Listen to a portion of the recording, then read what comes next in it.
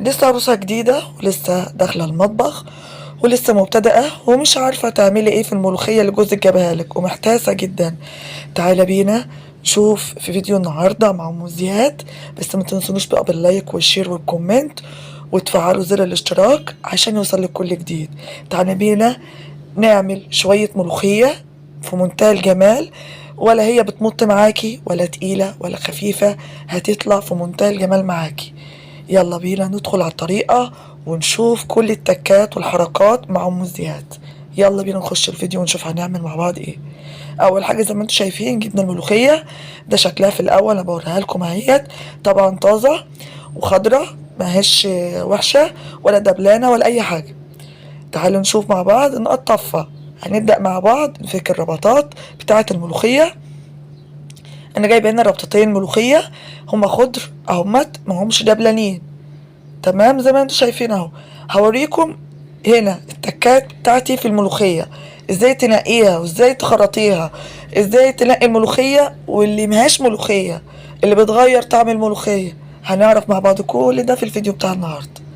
زي ما انتم شايفين انا بدأت ان انا اقطف الملوخية بتاعتي بالطريقة اللي انتم شايفينها دي. طبعا بنمسك ورقة ورقة كده، انا باخد بالغصن بتاعه. بقطف الملوخية ما باخدهاش بالعيدان، لا انا بشيل الملوخية الورق بتاعها بس، بالعود بتاعها الصغنون خالص زي ما انتم شايفين كده. شايفين انا بقطف الملوخية ازاي؟ شايفين يا بنات؟ انا بعمل الملوخية بالطريقة دي، ما بناخدش عيدان كتير في قلب الملوخية. تمام اهو. تقطيفة الملوخية بتاعتي بالطريقة دي، دي الطريقة الصح والسليمة اللي كلنا بنتعلمها. مامتنا وأجدادنا كلنا بيتعلموا بالطريقة دي. كده قطفت الملوخية بتاعتي. أنا كده ده أول حبيتين أنا قطفتهم، بس حبيت أبين لكم وهي لسه قليلة في الطبق عشان تعرفوا شكلها إيه. تمام. وهنا بوريكم اللي مهاش ملوخية خالص، دي اللي بيسموها عليها رجلة. لو لها اسم تاني اكتبولي في الكومنتات. اللي أنا أعرفه اللي هي اسمها رجلة، لو لها اسم تاني قولولي. ديت اللي مهاش ملوخيه، دي لو انت حطيتها في الملوخيه وقطفتها معاها واتخرطت بتغير طعم الملوخيه خالص، بتوديك حاجه تانية خالص، متبقاش ملوخيه، طعمها ميبقاش حلو وتبقى عاطيه بمراره كده ومتبقاش طعمها حلو. دي الملوخيه.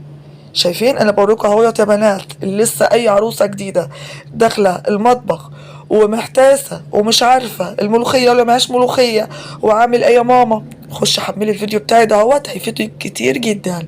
حمليه ونزليه عندك على البتاع، قولوا معايا على التليفون بتاعك، واول ما تيجي تعملي ملوخيه هتلاقي الفيديو ده هينفعك كتير جدا، هتستفيدي مني بكل التكات بتاعتي. هنا جبت الطبق وحطيت الملوخيه بتاعتي.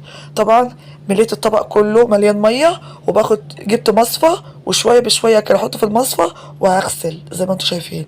طبعا انا بوريكم هنا كمان بصور بايد واحده. بعد كده هنقل الطبق على على ترابيزه الرخامه، وباخد تحت الحوض، تحت سوري الحنفيه بايدي كده التانية كده، وهستخدم بقى وهصفي بقى الملوخية، اغسلها كويس جدا واحط لها شطفة حلوة.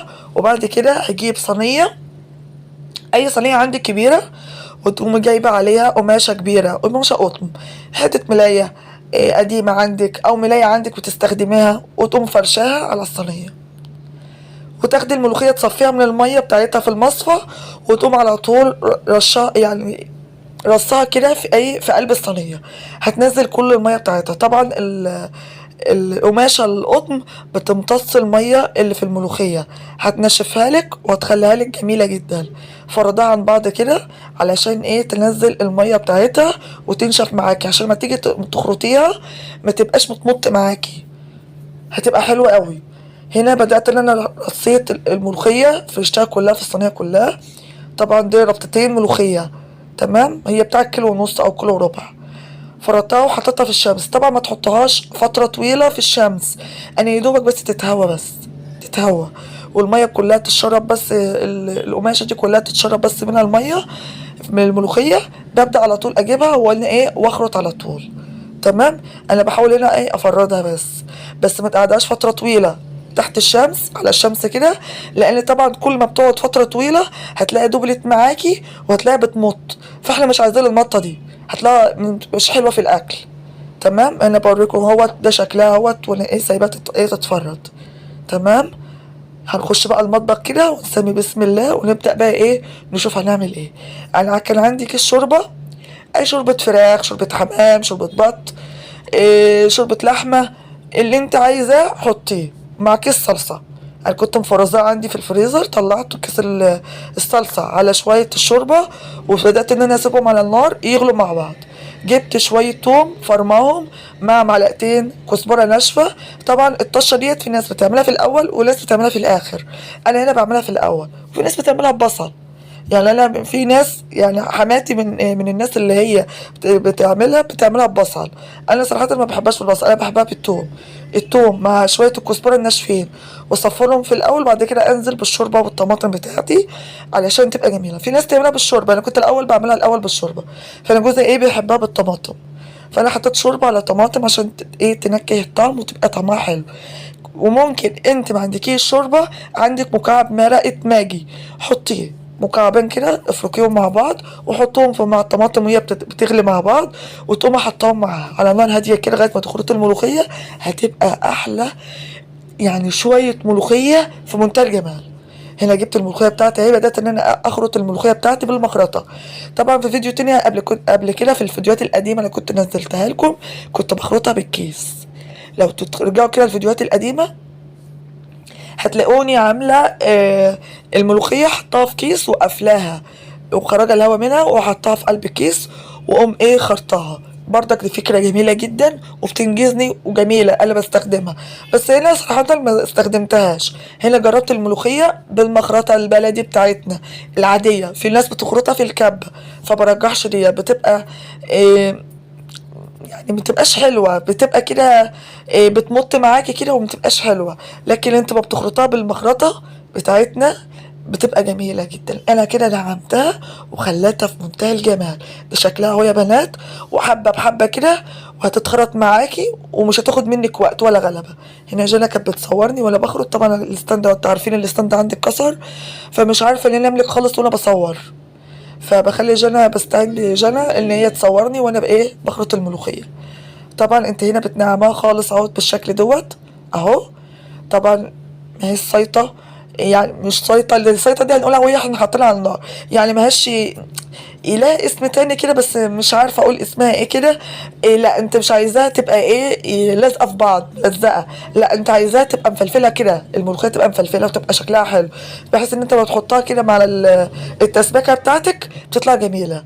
هنا بدات انزل معلقه معلقه وبدات ههدي بقى النار، هنا كانت لسه النار هنا كانت لسه عاليه. انا بدات انزل معلقتين بمعلقتين ملوخيه وهقلب بالمعلقه. في طريقه تانية الوقت هعلمها لكم علشان تقدروا تفكوا الملوخيه من بعضها وما بتاخدش منك وقت وانت بتفكيها، دي هتاخد منك وقت بالمعلقه. دي طريقه مامتنا اللي هي بتعملها بالملوخيه، بتفكها بالمعلقه على طرف الحله كده، وتجيب ايه وتدعكها كده على طرف المعلقه، طرف المعلقه على الحله، وتبدا تفكها واحده بواحده كده عشان تفكي معاكي. لا انا هستخدم معاكم طريقه تانية هتساعدك جدا وهتفك معاكي ومش هتاخد منك وقت. المضرب، ايوه المضرب بتاعي، المضرب اليدوي، تمام، اللي هو المضرب بتاع البيض اليدوي. هترجعها كده مع شويه بشويه هتلاقي فكت معاك وما خدتش منك وقت. هي جت في بالي صراحة وانا واقفة كده وياكم بصور، قلت ايه طب انا ده هتاخد مني وقت ولا هقعد افكها كتير، قلت ايه استخدم المضرب. صراحة نجزتني وما خدتش مني وقت وجميلة جدا، استخدموها بالطريقة ديت هتعجبكم والله. قعدت اقلب بيها لغاية ما فكت خالص اهو زي ما شايفين، ما خدتش مني وقت، جميلة جدا والله العظيم، ولا هي سايطة ولا هي تقيلة، لا السمك بتاعها حلو قوي. لو تلاقيتها تقيلة معاكي زودي لها حبة شوربة او شوية مية صغيرين. الملوخية اللي انتوا شفتها من شوية دي فاضلة معايا، احطها في كيس واعينها في الفريزر لما عاوزة استخدمها. هنا السمك بتاعي الملوخية حلو جدا، ما هوش محتاجة ان انا ازودها شوربة او مية او طماطم او اي حاجة، هي حلوة اوي كده، التقل بتاعها حلو تمام. انا بحط لهاش الا ملح وشطة بس، انا حطيت فيها ملح وشطة بس، وهي بتغلي على النار كنت انا سايباها تغلي مع بعضها من غير اي حاجة، وبعد كده حطيت ايه ملح ملح وشطة تمام كده. تقلبها تقلبتين حلوين كده عشان اتاكد ان هي ايه فاكهه من بعضها، مفيش فيها حتى متكتله او حاجه.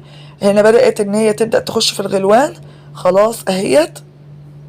اول ما تيجي بس تبقى كده بس بسيط وتبدا تخش بس في الغلوان، ان انا تاخد غلوه والتانيه واقوم طافيه. ما بقعدهاش كتير على النار عشان ما تسقطش منك في الحله بتاعتك او في الكسرونه، ما تخليهاش تغلي كتير. اول ما تبدا تغلي غلوه في التانيه وتقوم طافيه النار وقلبي قلبتين، وبعد كده كل ما تيجي تغرفي تقلبي بالمغرفه وتقوم مفرغه.